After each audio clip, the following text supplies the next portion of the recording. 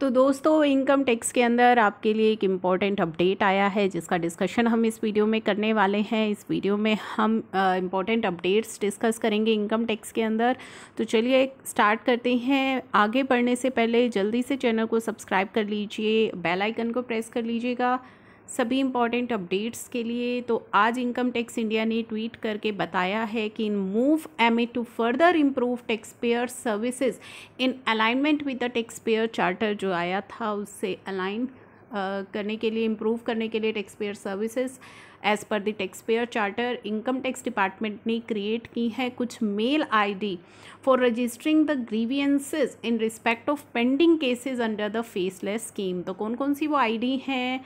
पहली तो करी है फेसलेस असेसमेंट के लिए समाधान.faceless.assessment@incometax.gov.in।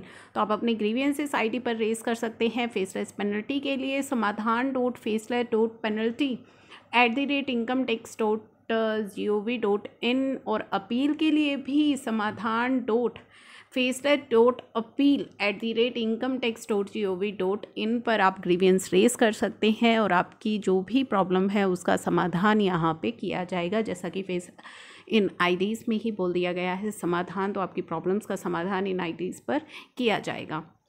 तो ये एक बड़ा स्टेप उठाया गया है इनकम टैक्स इंडिया की तरफ से। इसके अलावा दोस्तों जो आपकी बिलेटेड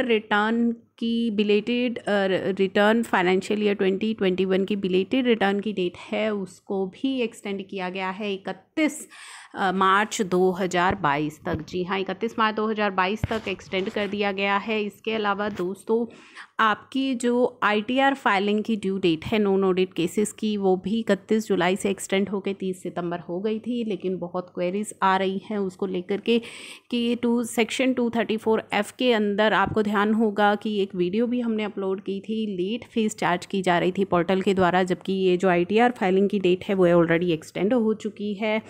अब जिन्होंने इस चीज़ को या वीडियो देख ली होगी उनको तो पता लग गया होगा और उन्होंने अपनी ITR फाइलिंग जो है नहीं की होगी विद लेट फीस, लेकिन काफ़ी सारे टैक्स पेयर्स ऐसे थे जो विद लेट फीस अपनी ITR को फाइल कर चुके हैं। अब उस केस में वो क्या करें, क्या उसका रिफ़ंड मिलेगा, किस तरीके से करें? तो दोस्तों एक्सपर्ट्स का कहना है कि जिन लोगों ने अपनी लेट फीस पे कर दी है, क्योंकि ये जो एक एरर था ये पोर्टल की तरफ से था, पोर्टल के ग्लिचेस की वजह से ये परेशानी हुई है, तो एक्सपर्ट्स का कहना है कि आप एक रेक्टिफिकेशन रिक्वेस्ट ऑनलाइन जो है फाइल कर सकते हैं, लेकिन अभी पोर्टल वो एक्सेप्ट नहीं कर रहा है। तो आपको वेट करना है पोर्टल के अपडेट होने तक का।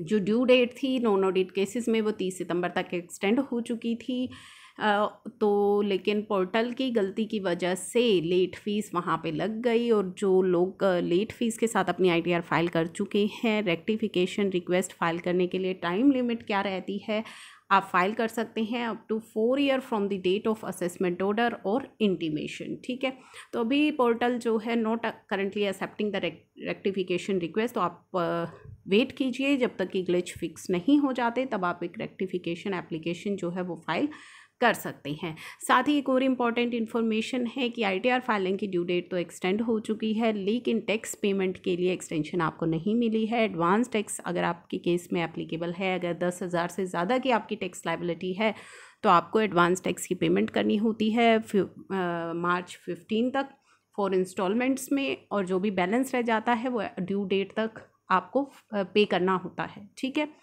तो टैक्स पेमेंट की डेट एक्सटेंड नहीं हुई है तो ध्यान रखिएगा कि टैक्स की पेमेंट आप कर दें, ड्यू डेट से पहले आपको करना होता है और जल्दी से आप कैलकुलेशन करके टैक्स पे कर दें, अदरवाइज़ आपको इंटरेस्ट या पेनल्टी पे करनी पड़ेगी। तो ये एक इम्पॉर्टेंट अपडेट था इनकम टैक्स के अंदर। मिलते हैं नई वीडियो में नए अपडेट के साथ। Thank you for watching.